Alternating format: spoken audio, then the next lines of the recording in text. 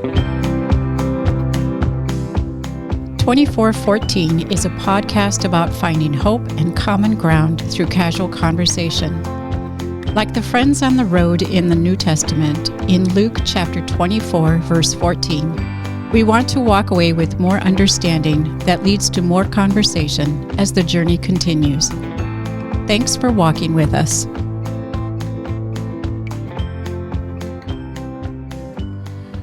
Hello, welcome to 2414. My name is Shane Welter. I'm joined by co-host, partner, friend, person, Mr. Pastor Dan Weber. Hi, Shane. Hey, this is 2414 podcast. I don't know, that I like to just say is about conversation. If you're joining now, there's a slew of episodes behind you, at least over 100. And if you are picking up from last episode or a few episodes ago, we are digging our teeth more into our church's 1-2-3 challenge. We'll expand upon that more, but we love to start each episode kind of modeling conversation, just to unpack a little bit. Every once in a while, I love to just unpack a little bit. We share highs and lows, and then we play a game, because games are fun. But in this podcast, we're based on Luke 24:14. Disciples, people walking back on the road to Emmaus, talking about all that had happened. And in this show, we do just that. We talk about either a theme, a topic in front of us, or we talk about something behind us, and we just kind of unpack it. We sit in it, unscripted conversation. I'm not reading off of anything, although in this episode, we're going to be reading a little bit of our 1-2-3 book. But in our kind of modeling of conversation, I believe highs and lows are just a more intentional way of just saying, how's it going? I don't know if I've ever been honest in that. How's life? Well, my cat just died. I got fired. I'm really just suffering. Thanks for asking. Everything? Oh, great. Yeah, great. Cool. Same. Yeah, so at least, a high and low isn't a question unto itself, but to say, what's been something we can rejoice about in your life? What's something that we can lament about a little bit? And they can be silly, they can be sincere, it can be anything you want. It's just something to be a little more intentional in life. So, yeah. I have a pet peeve about highs and lows. Oh, do you? Oh, it's a pet peeve about how some group dynamics or individuals do highs and lows. Yeah.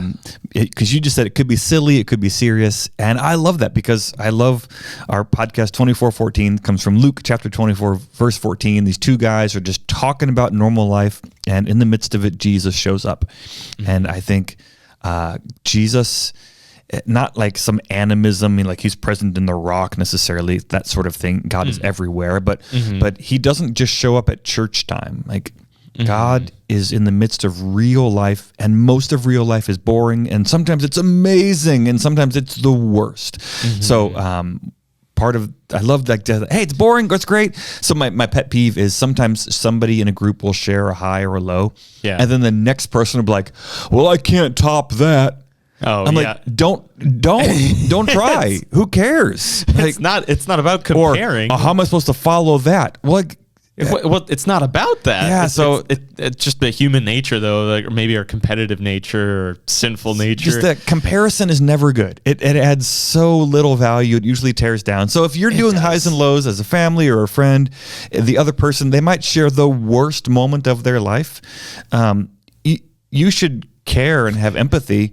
But you don't need to be like... You don't need to respond. You don't have to be like, well, mine's not that bad, so I'm not going to share. Or like, you're having such a bad thing, I'm not going to share what I'm thankful for. Like, no, just like, kind of like, you do you. Like, you share your highs and lows, let them share highs and lows, and we'll do life together. Yeah. So you don't have to compare. And speaking of life together, literally, I want to intentionally unpack it as well, because we're digging into life together in our gather topic of our 1-2-3 challenge, and highs and lows play directly into that. And so, just to kind of model that, we do every episode, more than just like candid conversation. Like, we're modeling it, and we also like genuinely are catching up as well. So there's a lot of wins in it that I love. So I'll throw the ball over in your court. Okay. What are some highs and lows? Man, I don't have anything super low right now. There's some like nagging lows.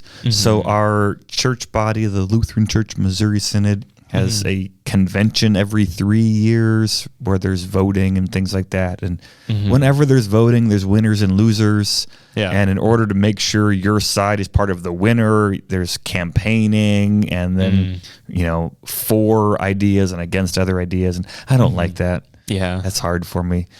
So I guess that's part of a low is just politics. And yet I understand it is important, both politically and in the church. You need people to show up and make a case for what's true and right and good, but I don't like it. Yeah.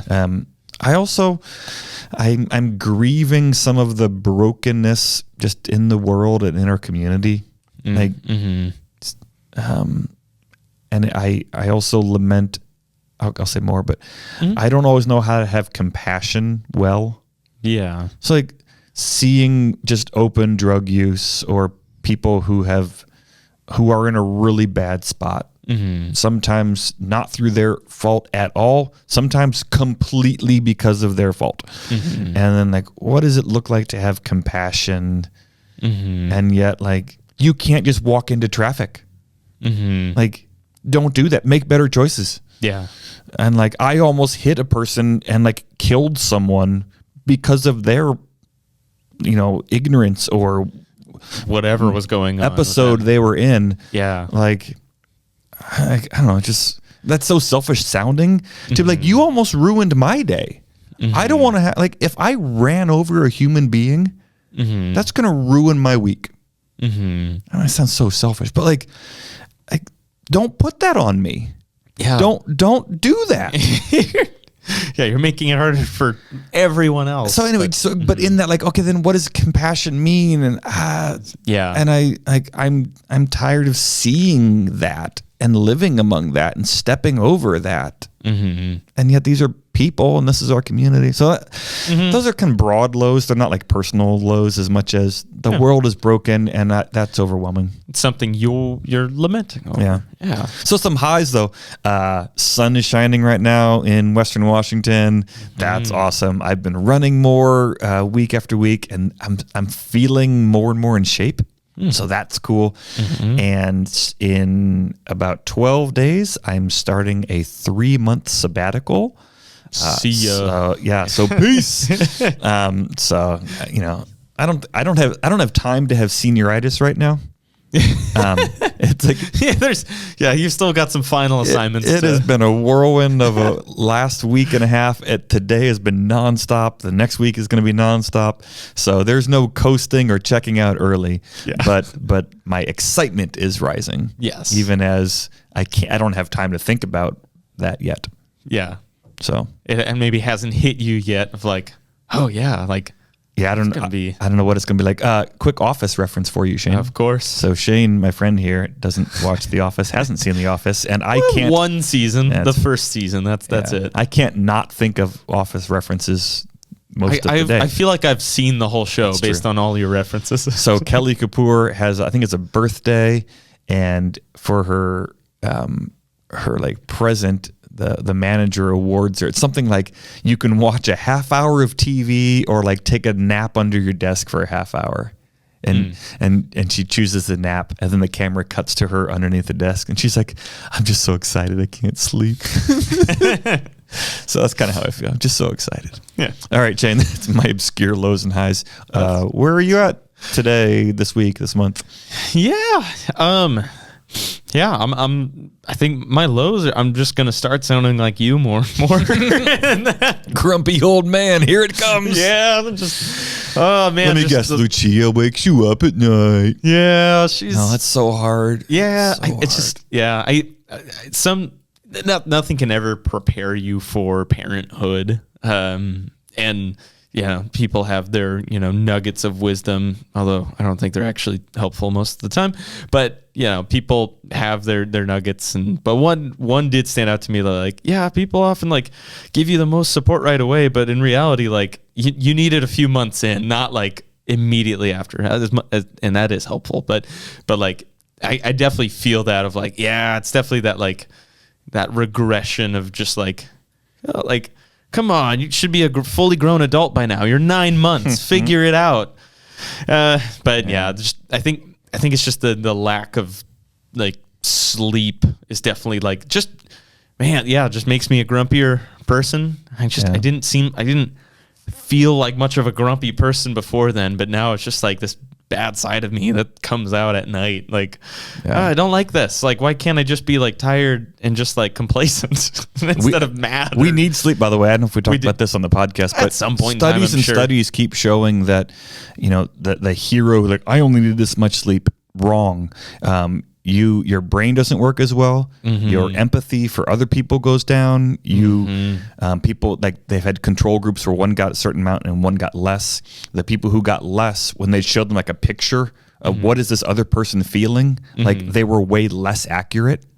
So we're not as good at understanding others. Cognitive ability goes down. Your cognitive ability, but you're impatient. You put the worst construction on other people's actions. Yeah. So they're out to get you more than, oh, it turns out my wife's also really tired, as opposed to she knows I hate this, that's why she did it. Yeah. So I think Lucia just has it out for us, actually. Yeah. I don't think she's a smart baby. No, I'm kidding. So just like I feel the fatigue and tiredness of it, but like it's also great. Parenthood is so fun. Like a high for me is that like been waiting for, like, feels like Lucia's been perpetually teething forever, but last night when she was screaming in my face, like I was like, you know what, nothing's working, I'm just gonna shine my flashlight in her mouth and just check. And I saw a tooth breakthrough. Yes, a breakthrough happened. It barely, I mean, it's like, see the tooth, but it's like, level with the gums, but it's there. So like, that explains why you're probably screaming, in my face. So that's one. She's got a few more to come. Yeah, I can't fathom about that. So I'm just gonna pretend that's it. So just one tooth. Maybe they get easier. Maybe. Yeah, that's what they say. Sure. So I love seeing Lucia get a tooth. Another high, I think, is just that I'm normally so mentally fatigued just in general. Like, this is what do we call it? A thought worker? What do you? A knowledge worker? Knowledge worker. I always say it wrong. Yeah, I very much have like a knowledge worker position. That means you're not farming. Not laboring with my hands. You're not sewing things. You're paid to do brain work that's really non-quantifiable and measurable in traditional ways. Mm-hmm. Which also means it's far less satisfying because you didn't build the wall, and now the wall is plumb and level and standing on its own, and I did it measurably, objectively. Anybody can look at it and determine the same reality. Yeah. So that doesn't exist, but nevertheless, it's exhausting in a different way that like physical labor is. And so most of the time when I get home, I don't have, the creative energy to do creative things, and I'm a creative person. But recently I've been pushing myself a little more to do creative things, in part because Lauren and I are working on piecing an album together, and also because in a few weeks I'll be heading out to Concordia, Irvine in California for a songwriter retreat. And so I'm trying to kind of prime myself for that, get those brain muscles working again, and get me in that place. And so it is so much work in the moment and building momentum to it. But when you've got the momentum, it's very gratifying in the process. But then it's so, at least for me, it's so rewarding having that, like, there is something tangible at the end of it. Like, I've created, like there is something, like the wall, is messy, but it's there. So like, I love the process of songwriting or just art in general, and like the end product of it. Like, I don't care what anyone else thinks of it. I'm happy. I'm so happy with like what I was able to accomplish. So I love artistic endeavors, and that's been very rewarding and fulfilling for me recently. Okay, cool. So yeah, a bit of highs and lows for me. All right. We're taking a break today, or take a different route for our game rather than Outburst. We're dusting this one off. Last episode was not our strongest Outburst round. I don't remember what it. There was something pick up. What do you things you pick? Oh, things you pick. That was one of them. Pick a pair of 6-pack. Pick a pair of 6-packs. Spoiler alert. And was that also grocery store departments? No, that was a few weeks back. Yeah. Okay, but it was poor. We had a poor performance. Yeah, we weren't in favor of it. But so we figured we'd dust a different game off. Not that, we're not completely sunsetting Outburst, but we're using some different brain muscles in our game Wheels versus Doors. Woo! Do we have a theme song? I have claps. Okay. That's like a theme song. Okay. I don't know what isn't copyrighted theme song that I can play, but yeah, claps are a song. So Wheels versus Doors begs the age-old question we all have been wondering: are there more wheels or doors in the world? And that's not the question, but that's kind of the premise of the game. There's going to be series of prompts, comparisons, yeah, and we're supposed to guess which one is higher, or the version that we play it. This is not the game. This is not the rules. We've never read the rules. Nope. Don't care to either. Nope. This is the way we play it, and we like it. So essentially, 1 by 1, where there's 2 by 2, 2 by 2, or I don't know.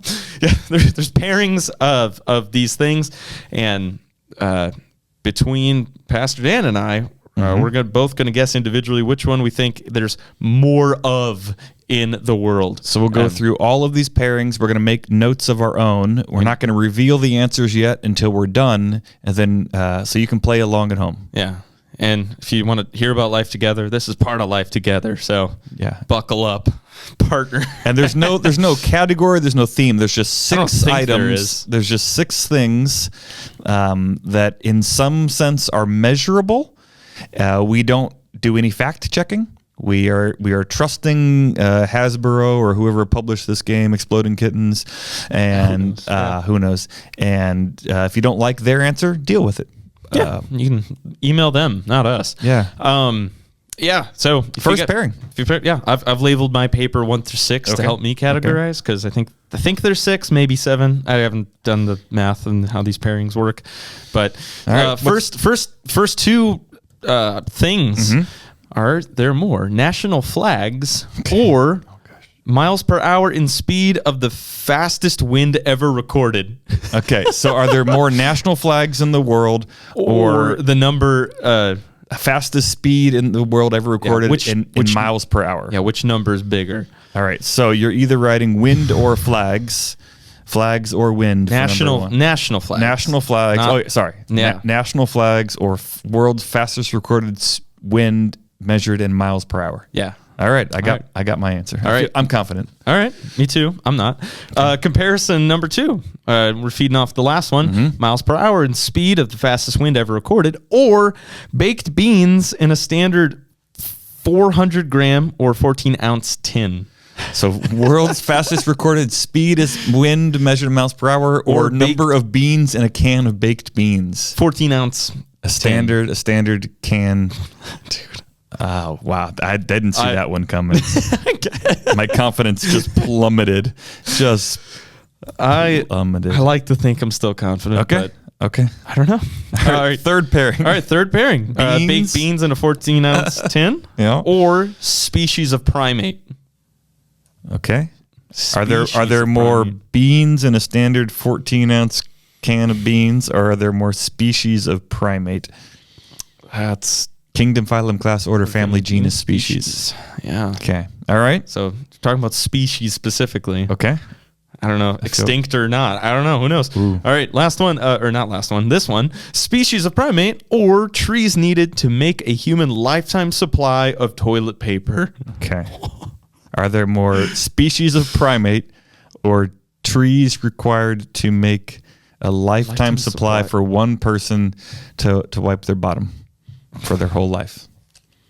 See, we should just bring back the bidet more universally and not have to. We'd save more trees. There's a lot of options. You ever use a bidet, Shane? I don't know. I don't feel weird answering. It's just a yes or no. There's no follow-up question on that. It's just a simple yes or no.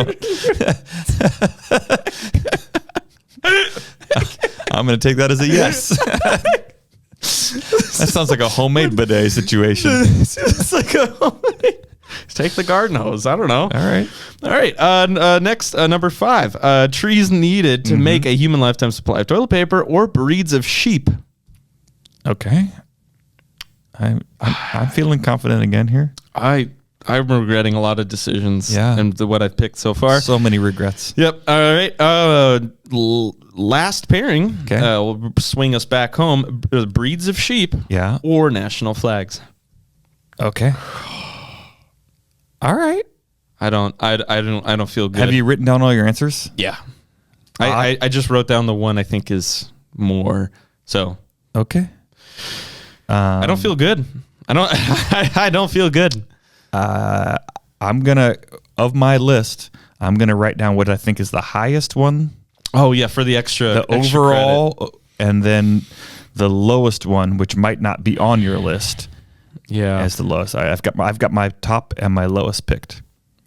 Boy, got my top and my I regret. I have so many no, regrets. I don't like. Okay. I feel like there's so many tricks in this one. Okay, pencils down.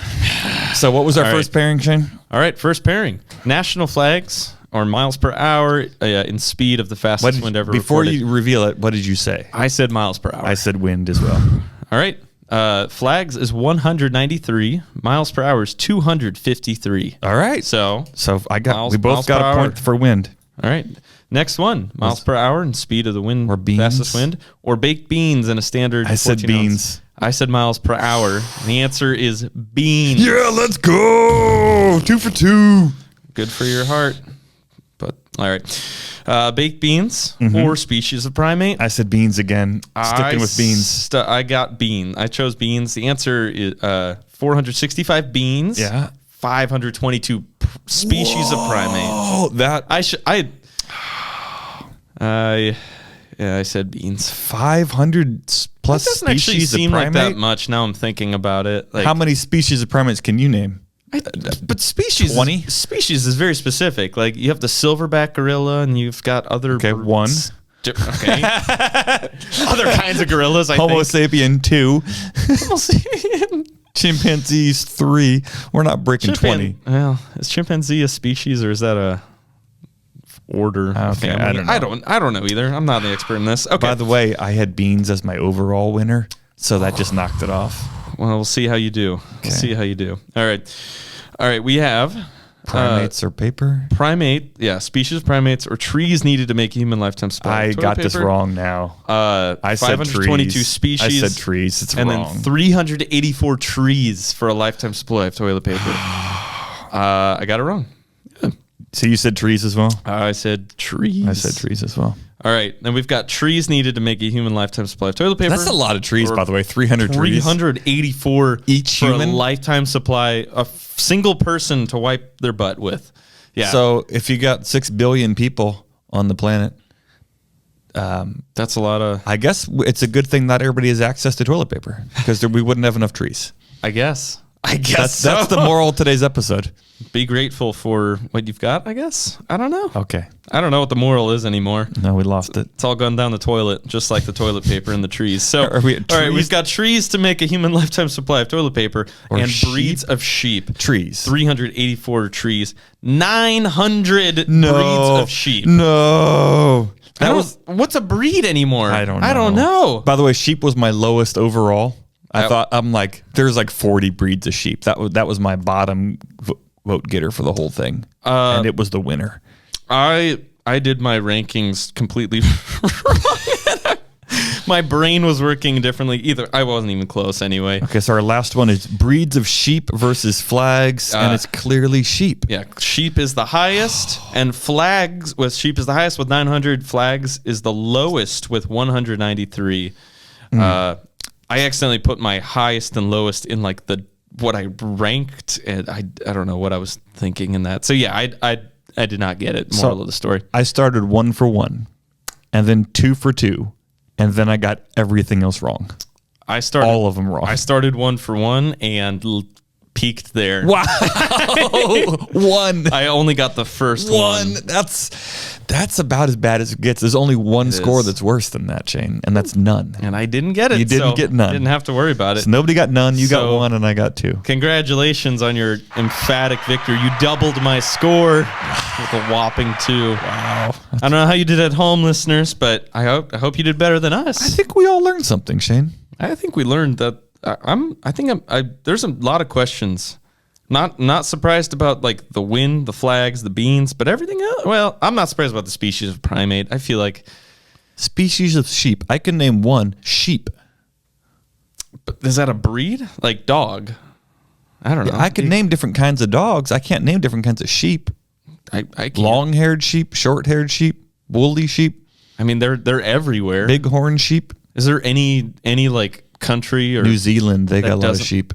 I've got but like you got in New Zealand, you got them in the Middle East, you got them here in the U.S. They got them in North America, South America. I bet there's countries without sheep.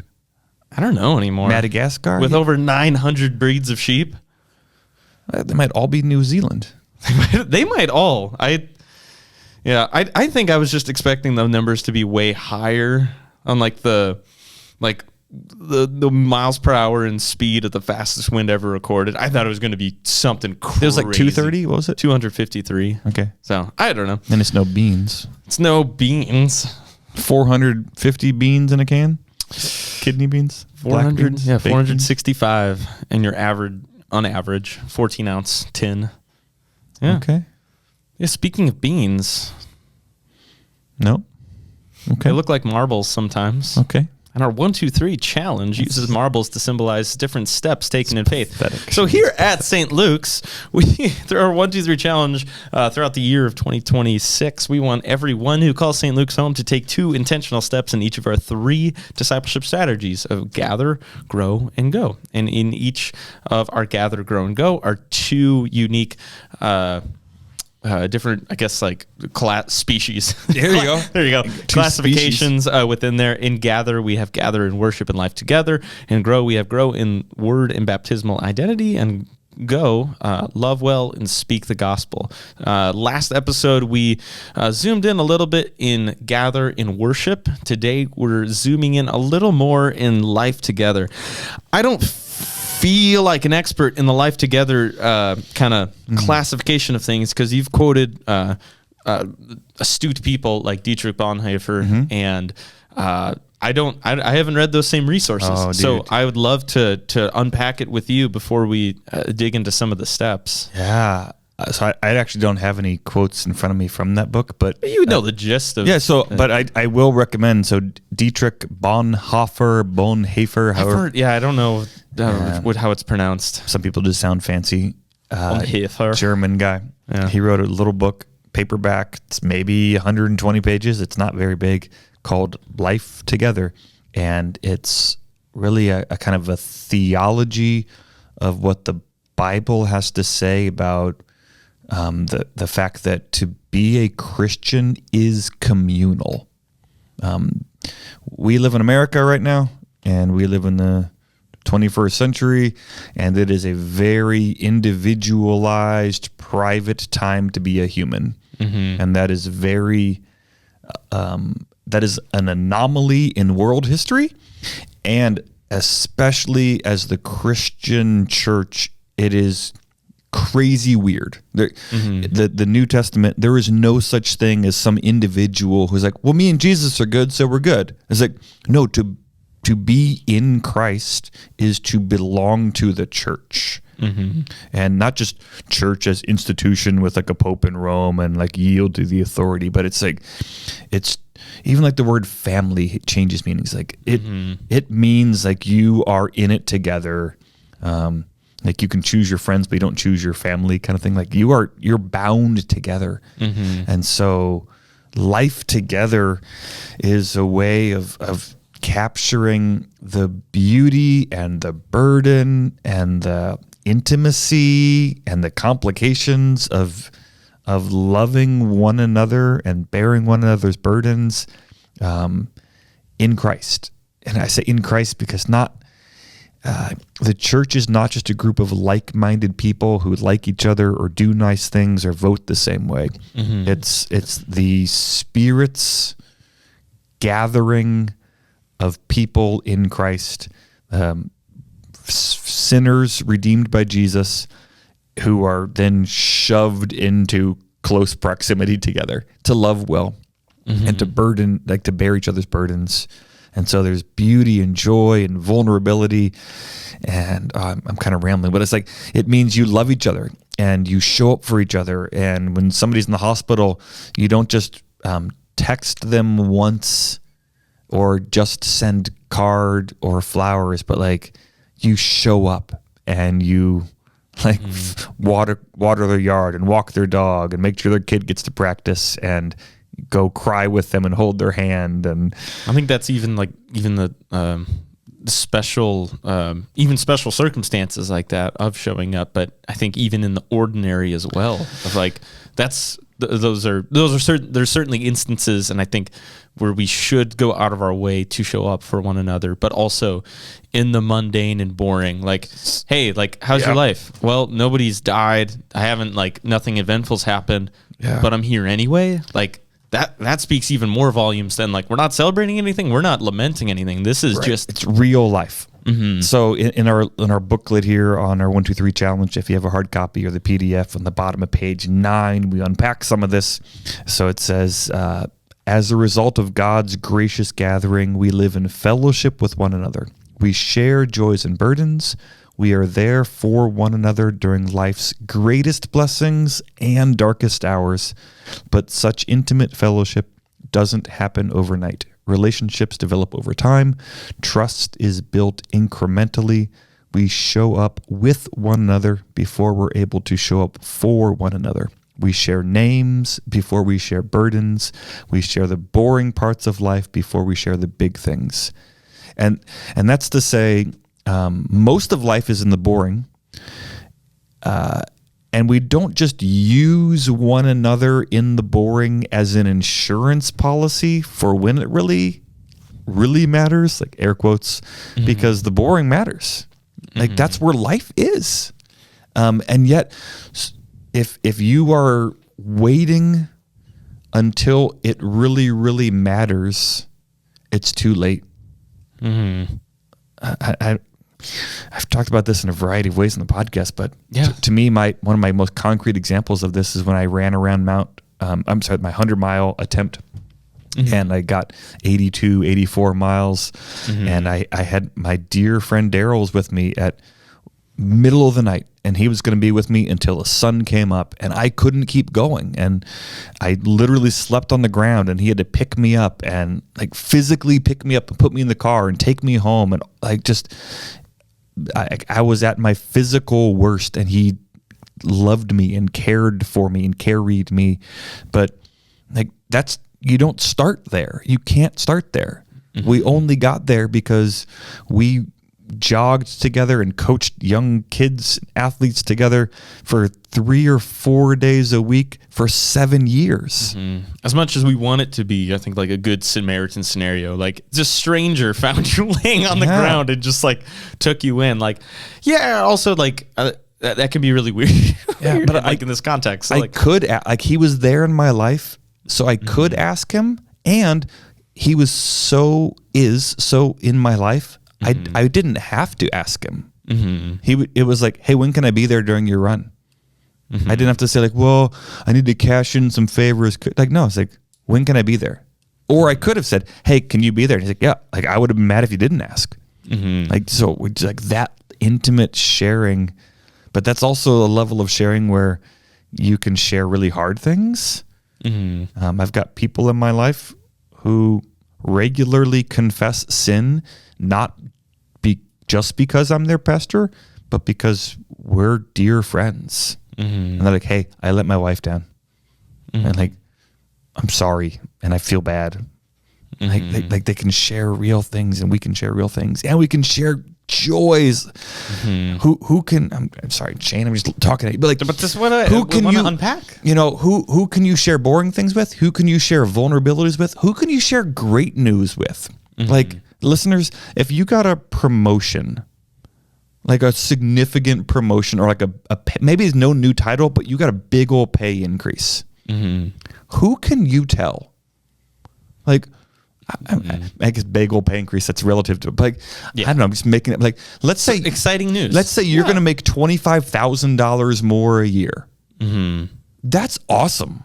Who can you tell that with? Who can you tell that to and share that with?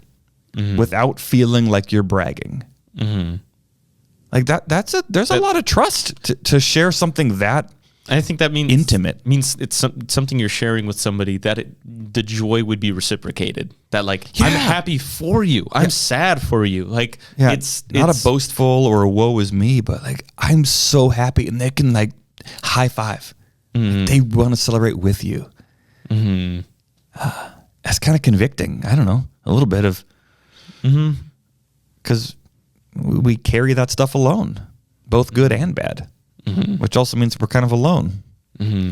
I've got and I think I've got like niche philosophies, and like people are more and more isolated, and like the number of I think like prescribed drug use and like therapy visits, and like I don't think it's a I don't think it's just a coincidence. Like the isolation culture and that has like ramped up significantly. I think this is something we need even outside of a religious context like Life Together, but specifically in a religious context, I think it's required. We need it. It's biblical, not just in the sense of like one more moral mandate among all the rules, but the New Testament picture is a household, a family, sisters and brothers, one body with many parts. There's so many beautiful analogies. They're intimately connected, that every part in your physical body receives life from the rest of the body, but serves the body.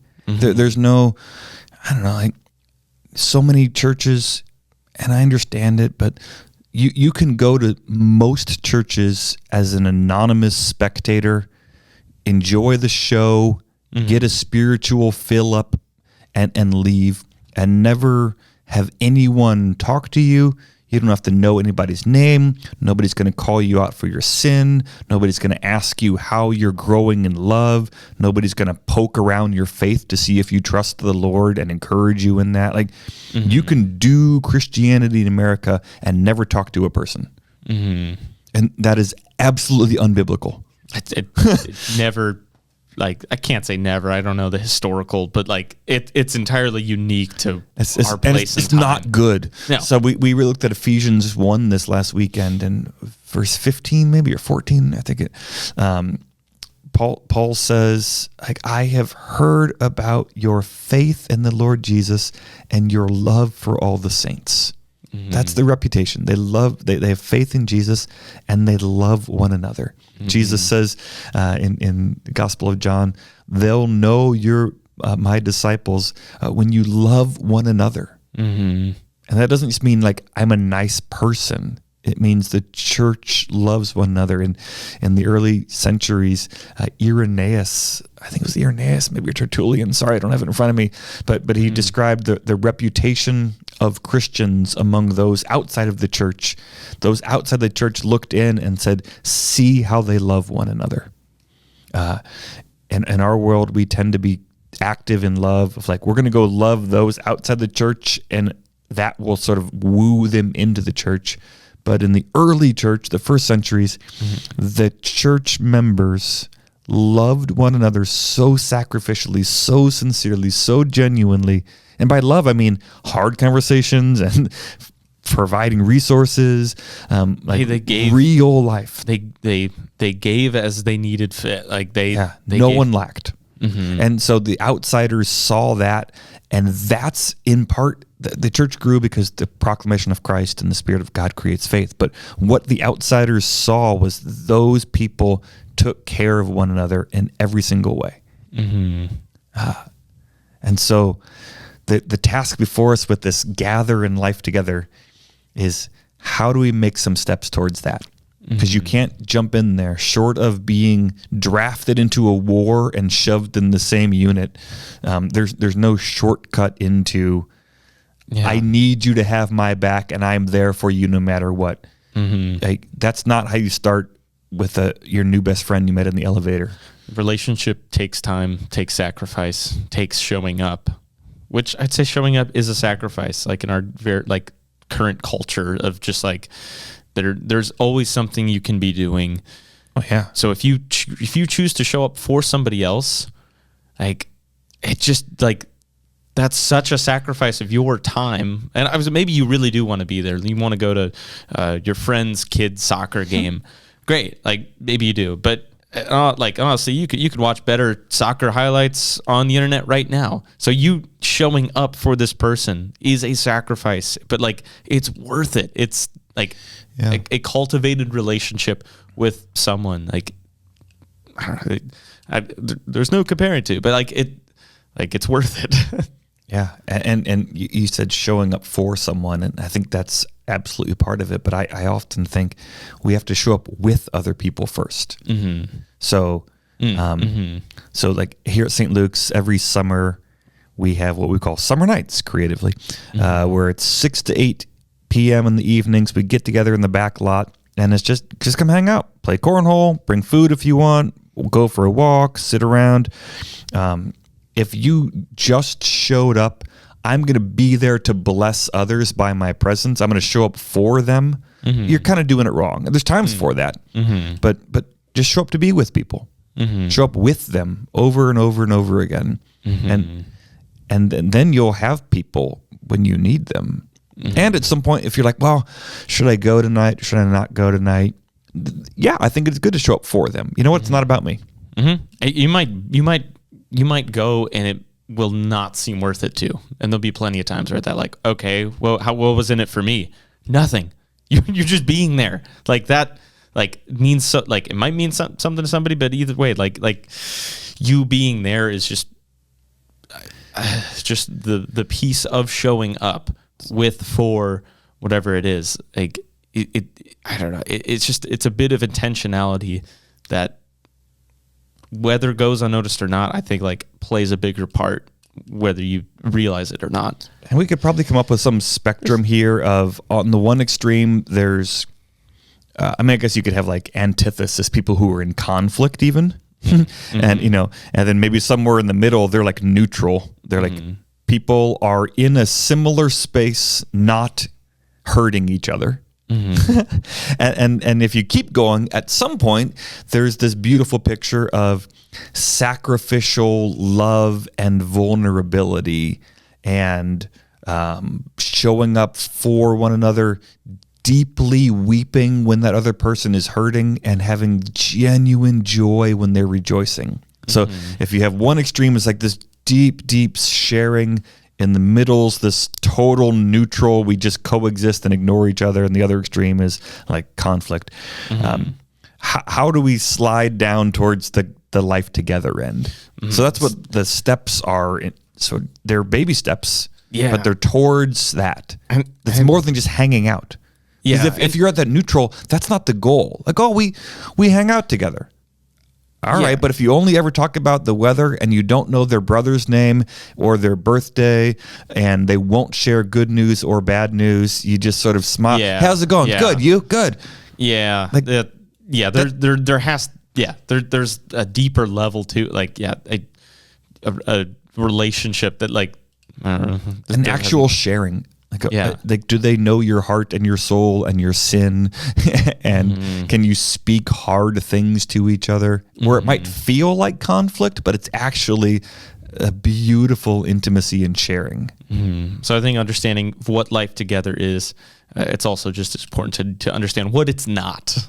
Like it's not merely being in the same room. Yeah, it's not being in the same space. It's not being nice to each other. Like in the sense of a super shallow, safe, hey, how's it going? Good. You good? How's the family? Good. Like that's not bad. But if that's all it ever is, that's not what we're talking about either. That's maybe progress. So it's not coexisting in the same space. It's not kind of Minnesota nice where you just smile. It might be talking about the weather, but maybe that leads to sports, maybe that leads to kids' names, maybe that leads to something else, so that you can get to a spot where that's why highs and lows is to me just a shorthand way of saying, can we weep with those who weep? Can we rejoice with those who rejoice? And can we share those occasions for weeping and rejoicing? And maybe the infancy of a relationship that is just like, what are some highs and lows? I stepped on a Lego and, I ate a chocolate bar today. Those are my highs and lows. But great. If that leads to more sincere, personal, highs and lows, great. And maybe, you don't need to have like the deepest of, Yeah. I left out a high, by the way. This might be one of my legitimate highs. I had Qdoba for lunch. Like, yeah, that's all. So genuine, like super awesome. I love it. So great. When we talk about highs and lows, they don't have to, we're not competing with each other. And there's nothing wrong with talking about the weather. It might genuinely be like, how's your day? Like the cottonwood floating around was whimsical and it was just beautiful. Mm-hmm. And I love seeing the blue sky and the green trees. Mm-hmm. Like, that can be a real intimate sharing. That can be sincere. But sometimes we use small talk to keep people at arm's length. Mm-hmm. So the very same subject matter and even conversation can either be safe and distant or really like impactful and open. Yeah. It depends on the sincerity of the heart sharing and then also the receptiveness of the person hearing. Like, are you actually asking because you care, or are you asking for like, okay, well, anyway, I need to tell you about, okay, well, you didn't care or whatever. So, who knows your joys and burdens? Who do you, if something good or bad happens, who do you want to share that with? Mm-hmm. Other ways of talking about some of the same thing there's a book that came out years ago called Refrigerator Rights.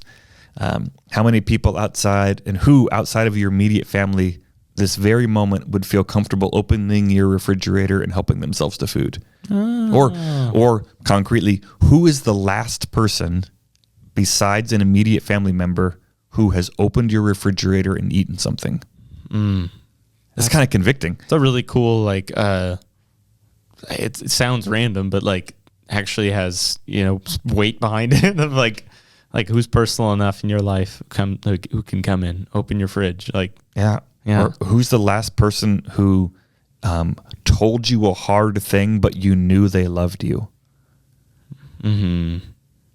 Because plenty of people say nice things, and a lot of people say hard or mean things, but it doesn't feel like love. Mm-hmm. But who do you have what's the last time somebody told you an uncomfortable thing that maybe you didn't want to hear, but you absolutely knew they loved you and that's why they were saying it? Mm-hmm. And to me, the fact that these are hard to think of is as a diagnosis of like, we keep people far away. Mm-hmm. We don't let them get that close. It's safer because they're going to let you down because they're as sinful as you and me. Yeah. So let's talk through some of maybe this feels daunting. Maybe it feels convicting. Maybe you're like, dude, I'm doing it. In which case, we want to celebrate with you. The goal is to do it. That's awesome. Or maybe there is that longing too of like, I want this. Where do I start? Yeah. So we've got some first steps, some next steps, and some challenge steps. Some of these maybe feel so small as to hardly be worth it. But again, you show up in the small things. Mm-hmm. So we had somebody who's in the hospital this last week. They had a motorcycle accident. They're going to be off their feet for 8 weeks. And when we found out they were in the hospital, my wife and I went, held their hand, just a really beautiful moment together. Mm-hmm. I first met them when I moved into town. They helped me unload my moving truck. Mm. And at one point we had like a game night and we had a meal or two together. And there was never some like big, okay, so we're going to be close to each other, right? Yeah. No, we just kept showing up together. And then we got to hold their hand and pray in the hospital. Mm-hmm. And we're trying to figure out times, okay, when can we go over to their house and like play a card game? Because they can't go anywhere for a while. Yeah. Anyway, so how do you get there? Some of these are going to feel really small, like so small as not even be worth your while. Mm-hmm. But it starts, I guess my point is like, they start small. Mm-hmm. It always does. Yeah. So, all right, with that, we'll can go through what our curated list. But although there's whatever, this is what it exists in the book right now. But there's probably more you can or do for first steps. But it's our idea of a place to start. So some ideas for first steps in gathering in life together. We're going to unpack this just a small bit. Participate in summer nights for the first time here at St. Luke's in a way to show up for one another, in a way to kind of have fun, experience life together, or to just an excuse for you to get together, to hang out for a fun occasion. When are you going to bump into somebody? Sunday mornings we got church. Yeah, so might be busy, might be kind of allotted scheduled time. So summer nights during kind of from June 24th, Wednesdays in July's and August, essentially. All of July, all of August. On Wednesdays, I think it's 6 to 8 p.m. In our back grassy lot area behind the pretty storage containers. The meadows. The meadows. That sounds the meadows prettier. at St. Luke's. Yes. People just kind of show up. Sometimes there's a theme. Sometimes no one really knows what the theme is, but they're showing up anyway. But it's an excuse, an occasion to show up. Normally there is some sort of draw or theme to the cornhole tournament, shore lane concert, ice cream truck. Games, bounce house, bubbles. Yeah. I don't know. Water stuff. I don't know. I don't know what the list is yet. That's getting curated at the moment, but it's an excuse. It's going to be beautiful weather because the Northwest summers are always. Don't tell everybody. Oh, I'm sorry. It's rainy. It's going to rain the whole time. But if you live here, you know. So come hang out. Simply, if you're like, I wish I had people in my life, or how do I get to, start to experience life together? Step 1, show up to a thing where there's people. Mm-hmm. And these are specifically here at St. Luke's as a Christian church. So this is not how do you make friends or where do I get to know people, but as the body of Christ, those joined by the Spirit in Jesus, called to love one another, how do I start? Step 1, come to a gathering, gather in life together, a gathering where there are people.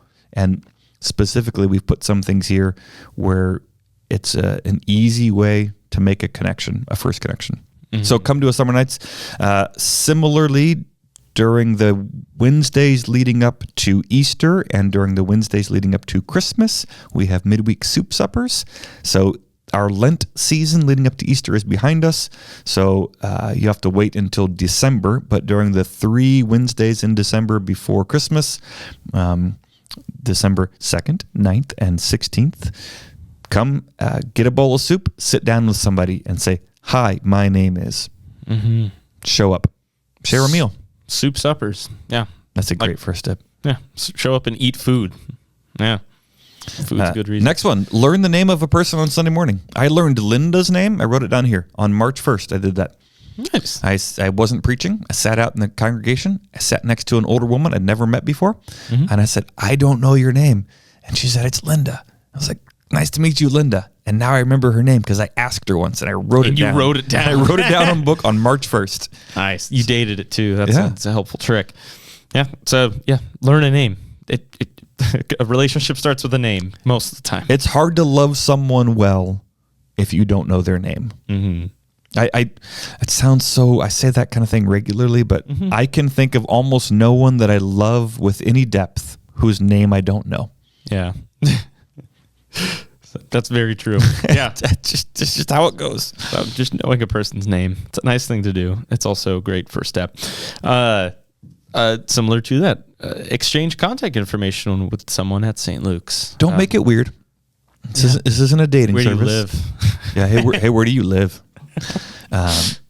But I with the intent that you'd be in contact with that person and that you'd follow up, like, hey, I'd love to get to know you more. What's a way I can reach you? And I'll add this can be you just met somebody, but it's often the case where there's somebody at church and you see them every Sunday. You sit right next to them every Sunday. You might know their spouse's name, their kid's name, their dog's name, every state they've ever lived in, but you have no way of contacting them apart from a Sunday. This happens all the time. So that person doesn't show up for a week or 2 weeks or 3 weeks and something happened and you genuinely care about them. You have no way of reaching out. Or this last year, we had a family here who their adult child suddenly died. And I had multiple people come up to me and say, Pastor, can you give me their contact information? I want to send a card or call or email. Mm-hmm. They're so important to me. We sit by them. We love them. And I realized the love was real. Mm-hmm. But that person who was asking for the contact information They didn't have their phone number, their address, their email, and they didn't know anyone who did. Mm-hmm. So this isn't necessarily like I'm going to meet a stranger and how can I call you or show up? But there might be somebody you know, and you just take it for granted that they're there. But if something happened, could you call them? Could they call you? Mm-hmm. So take the step. Mm-hmm. Have that on file. I want to have your number in case what if we don't see each other? Mm-hmm. Yeah. So it doesn't mean you hanging out in each other's homes, but It's a step. It leads to that. It's a step. So being in contact. This one I think applies well. Share highs and lows with a friend or your household 10 times. 10 times. 10 times. You can do that in a week and a half. Haven't been keeping track for these podcasts. So. A bunch. A bunch. You skipped over sit next to somebody you don't know during worship service. No, we can get rid of that. No, I'm kidding. I accidentally skipped that. The reason I put that in there, by the way, yes. the reason I put that in there, it just says sit next to them. You don't have to ask their phone number. Mm-hmm. You don't even have to ask their name. Mm-hmm. So a first step might be in my little spectrum of like hostility to like neutral proximity to, intimate, loving friends. Mm-hmm. Proximity is a win. Like I'm going to sit in the same row as somebody. Mm-hmm. And like kind of like give them a little head nod or a wave. Mm-hmm. That's a start. It's a great start. If you don't do that, you're not going to get any closer. Yeah. So yeah, I think hi. That might be the first step. Hi. Hi. Not even a name or anything. Nope. Just hey. You're in the proximity. Good morning. Yes. Oh, I love it. That's where it starts. Humble beginnings. So yeah, highs. Sorry, I accidentally skipped that one. Okay. But highs and lows 10 times. 10 times. You could do that once a week. You could say every Sunday we do this. You could do it every dinner, every breakfast. Yeah. At least just 10 times throughout the year. I think that's less than once a month. Yeah. So I think that's a very doable goal. So if you're able to keep track of that, great. If you remember how many times you have this year so far, write it down. Track. I think I've done it like 5 times already. Great. Do 5 more. I write the dates when I do a lot of these in my little book to help me keep track. Yeah. Not just ticking them off. There's some that like happen and I forget to like date it. And I'm like, sometime in May. So yeah. But we've unpacked highs and lows a little bit at the beginning and throughout this one. So highs and lows. Those are our first steps. The first steps. Some gather in life together. Next steps include reach out to someone from St. Luke's during the week to check in. So you have their contact. Maybe you've had it for years, but you just, maybe it's a text, maybe it's a call, maybe it's an email, thinking about you, praying for you, or hey, how's your week going? Anything I can be praying about? Yeah. I always think just an easy way to check in as a person in the faith, like whether the other person is a Christian, a believer or not, just being able to say like, hey, how are you doing? How can I pray for you? It's such a meaningful way to check in with someone. And if that feels too far, you can just say, I was thinking of you. I hope you're having a good day. And quick sidebar soapbox here. Mm-hmm. You don't have to make things overly spiritual. So it is appropriate and holy and godly to say, hey, Shane, I was thinking of you. You do not have to say, God put it on my heart to reach out to you. Like, we don't have to attribute every thought we had to the Holy Spirit. The Holy Spirit's at work. But it's not like some trump card of like, oh, now it's holy because this, God just led me to think about you today, and he put it on my heart to say hi. It's just as holy and godly to say, I was thinking about you. I heard a song and it reminded me of you, and I hope you're having a good day. Cool. That's just good. I think just reaching out, that's beautiful. So I love that. I love it. Invite another person / household out to brunch, lunch, after worship, or Bible study. So you went to church? Hey, we're going to go out to lunch today. We're heading over to Taco Bell. Do you guys have plans? We'd love to eat some queso with you. Yeah, I think if you have plans to eat lunch after church, it might not hurt to just extend that to somebody else at the church. Like, you were going to do it anyway. You can bring someone else with you. It doesn't mean you have to pay for them. We've bumped into people at a restaurant before after church. Yeah. Just kind of like on the other side, you kind of wave, which is fine. But sometimes just family time is good. But also like, we could have had a meal together. Like, you're eating here, we're eating here, but we're going to pretend like we're not seeing each other. Yeah, we could have planned this out better. But so invite somebody out to brunch or lunch with you after church. A first step was to go to Summer Nights, like, for your first time. Come check it out. If you want to up your game, a next step is, can you go 4? there's about 10 opportunities. Can you make it to 4 of them? Mm-hmm. So showing up once is great, but and it's a good and necessary first step, but you're probably not going to meet your new best friend one time. Mm-hmm. Like, show up a couple times. Mm-hmm. Yeah. We said once. Consistency matters. Times. Consistency matters. Yeah. Similarly, participate in midweek soup supper 3 times. Same logic you were saying. Yeah. You got to show up. Do it a few extra times. This next one is something I've challenged the ministry staff to do over this summer. Related anyway. It says, share a meal in your home or in a restaurant with a St. Luke's family you've never eaten with before. Mm-hmm. So maybe you see them all the time. Maybe you know tons about them, or maybe you don't know hardly anything about them. But like, I would love to get a meal together sometime.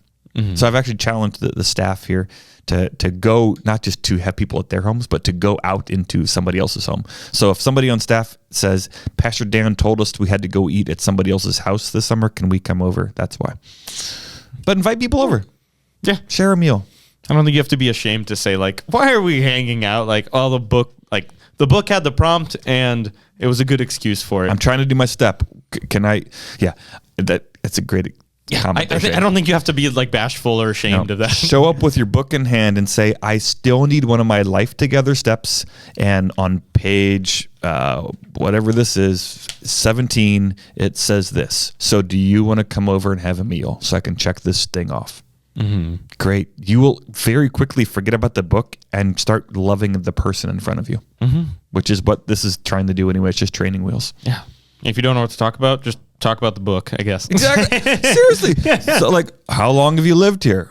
How did you find St. Luke's? What are the other steps you're doing? I think this book is stupid and here's why. And great. I don't, it's not going to hurt my feelings. Go be a Christian and love each other. Mm-hmm. And if your conversation is how much this is a stupid project, who cares about stupid marbles? Great. Love each other. Mm-hmm. Yeah. So, yeah, I think sharing a home is a very intimate thing to do. And I think it's a beautiful step. We've talked a little bit about it before with, I think in previous episodes, but yeah, it's good to be in other people's dwellings.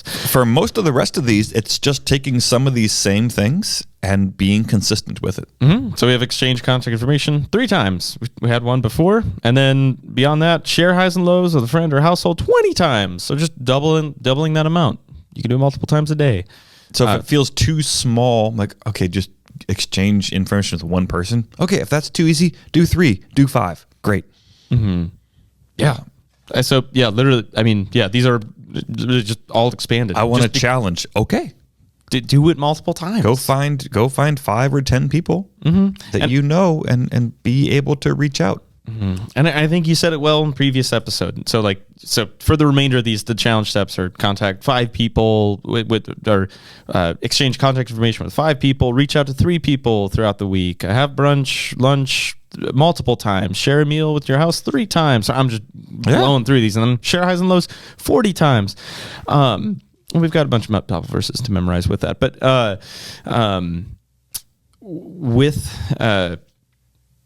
think we said it well last episode in that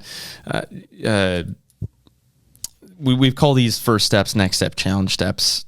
Like, I also want to address some people are just naturally just very extroverted in nature and just, they connect and like bridge relationships so easily, and other people are on the other side of the spectrum where they're just very isolated. It is absolutely daunting and anxiety inducing to just sit next to someone they've never seen before and not even say hi. And like, for you, that like some of these first steps might be your challenge step. Don't see that like because it's under that first step, next step, that is the like oh, it's challenging for me to just like reach out to this person who's been on my heart for a while. Like, whether that's the first next challenge, but like that's your step. So like, take it and own it as if like you are conquering Mount Everest, like you are doing it. Like, yeah. And I appreciate that note about introvert versus extrovert kind of thing. Mm-hmm. This is not trying to make somebody an extrovert. This is not about being popular or having a great list or a large, contact list. You might have one person in this congregation that you have a connection with on a relationship kind of in Christ. Great. Then feed that and nourish that. So you can have one quiet person and the two of you quietly talk in the corner. Praise the Lord. Can you reach out to them on a Wednesday if it gets bad? If not, get that contact information. If you already have that, reach out to them throughout the week and say, hey, I know we talk every Sunday, but I appreciate you. Just that one person. Let them know you love them. Or go have a meal together. Maybe you talk and love each other and text regularly, but you've never sat down for a meal, or you've never been to their home. Go to their home. Invite them to your home. Maybe you already share meals regularly, and you already talk every Sunday, and you already text. Okay. You can intentionally say, you know what, part of our 1, 2, 3 challenge, one of the steps is to share highs and lows. So I know we talk and pray together all the time, but let's intentionally shape that conversation so that we're able to rejoice together and weep together. So you can have the smallest little world of one person, and you can still take intentional steps to gather in life together. Yeah. So, yeah, it's beautiful. This is encouraging to me. Yes. And just to our whole challenge, 1, 2, 3 challenge, the goal is that everyone would take 2 steps in each of our 3 areas. So 2 steps in gather, 2 steps in grow, 2 steps in go. So it might be that you've got gathering in life together. It's just nailed down. And so you're going to take both steps in gathering and worship. Or it might be that going to church and worshiping is so natural for you that this is kind of a growth area. You might take both steps in gathering in life together, or it's one of each. But Christians gather in worship and in life together. And so the challenge is take a couple steps in that gathering. So wherever you're at in your journey, we're happy to walk alongside you. Thank you for listening. Smash that like button or no stars or whatever else. I'm just kidding. We're glad you're listening, and we're glad you're along with this journey. Take this journey in life together with someone else, and we want to process with you. So along that email lines or on a Sunday morning, if something here you're like, I want to do that, how do I start? We're here to process with you. So I'll advocate for like the ministry staff. Reach out to them. Like you see Shane lead worship Sunday after Sunday, and you're like, well, I can't talk to him. Sure you can. Say, hey, Shane, can we go out to lunch? I'm not treating, but I want to have a meal with you. Or we've never had you over. We'd love to have you over. Or if you're like, hey, Shane, Pastor Dan, I listened to you. Who should I invite over? We'll process with you. Oh, maybe it's a Sunday school teacher. Who do you sit by? We might know somebody who lives in your area or in a similar life stage or in a similar circumstance. Like, oh, you whatever went through this. We know somebody else who has, could I give them your we'll help broker it. We're here for it. Yeah. We want to encourage along this journey in the walk of faith as we walk together. Like this is what we're doing. We want to encourage you. So wherever you're at, thank you for listening. We'll catch you later. Probably got a few more cherish Pastor Dan's voice because he'll be taking some time to rest very soon. I'm looking forward to that. And yes. I'm going to see how many sheep species I can discover on YouTube. It's your new goal. All right. See you later. That's the end of the episode, but we want to continue the conversation. Continue the conversation by sharing this episode, subscribing, or leaving a review. Connect with us on Instagram at 2414 podcast. Connect with us through email at 2414@stlukes-church.com. Or best of all, keep the conversation going by inviting someone to process with you so that you can each walk away with more understanding that leads to more conversation as the journey continues. If you happen to be in the Seattle-Tacoma area of Washington, stop by on a Sunday morning and say hi. 2414 is a podcast produced by St. Luke's Lutheran Church in Federal Way, Washington. To find more content, discover upcoming opportunities to connect in person, or to support the show, head on over to stlukes-church.com. Thanks for walking with us.